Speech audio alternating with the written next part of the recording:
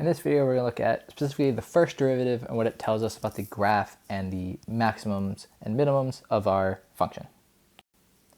All right, so in this video, we're just going to look at increasing and decreasing, and then we'll figure out something called the first derivative test in the second video. All right, so a function is increasing, which whenever a is less than b, f of a is also less than f of b. So let's look at that. If a is less than b, it's going to be on the left of b.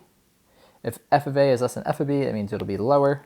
So f of a would be like down here, and f of b would be up there. And what's going to happen, this is one point on my graph, b, f of b is the other point on my graph. That means my graph has to be going upward to the right. All right, so this is an increasing function that's going upward to the right. All right, for decreasing, a is less than b, so that part doesn't change. A is on the left and b is on the right. Now f of a is greater than f of b, so f of a should be higher than f of b. All right, so now when I look at my graph, this would be one point on my graph, this would be another. You can see my graph is generally going down to the right. All right, so that is a decreasing graph. All right, so recall that the derivative is the slope of the tangent line. So we have an increasing function. What do we know about the derivative? All right, well, if we have an increasing function, it's going to look something like this, all right, going up to the right. And the derivative is the slope of the tangent line. So we just pick a random point and we think about its tangent line. It's going to look something like that. Another point, its tangent line is something like that. This one, something like that.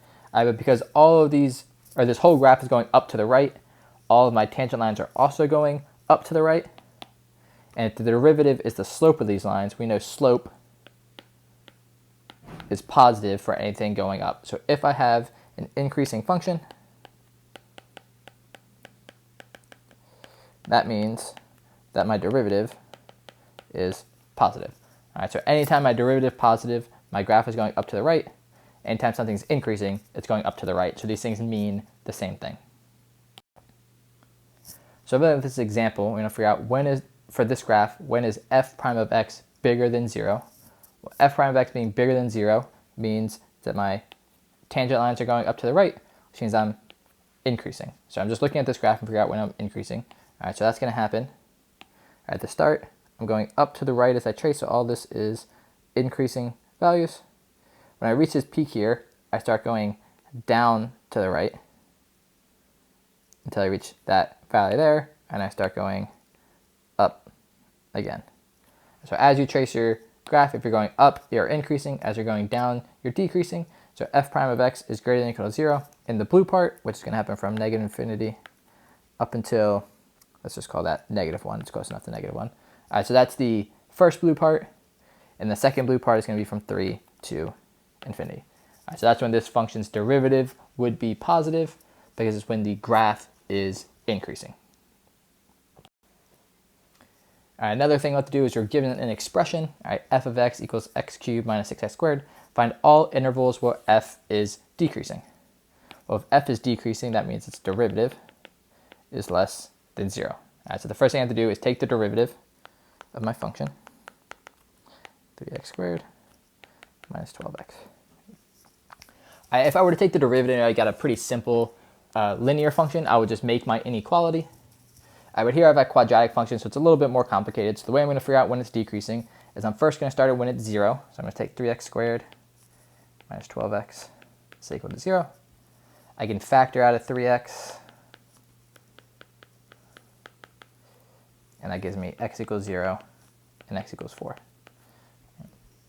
So x equals 0 and x equals 4 are kind of important values, so that's where my derivative is 0.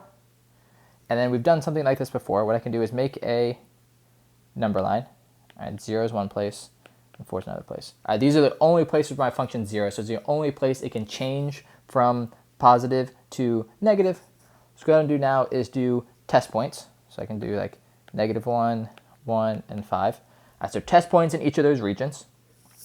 If I plug in -1 into my derivative, I get 3, -1 squared minus 12 times -1, which is 3 plus 12, which is 15.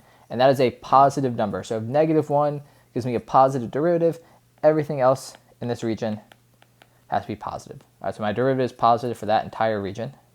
If I plug in 1, we get 3 times 1 squared minus 12 times 1, so 3 minus 12, which is negative 9. All right, so for 1, I get a negative value, which means everything else in this region is negative. Plug in 5, 3 times 5 squared minus 12 times 5, 75 minus 60, which is 15. Again, a positive number, so everything else in this region is positive. All right, so these number lines are helpful. You figure out when your function is 0, and you just pick test points in each of those regions that are created. And now when is my function decreasing? It's when the derivative is negative, so my function is decreasing from 0 to 4.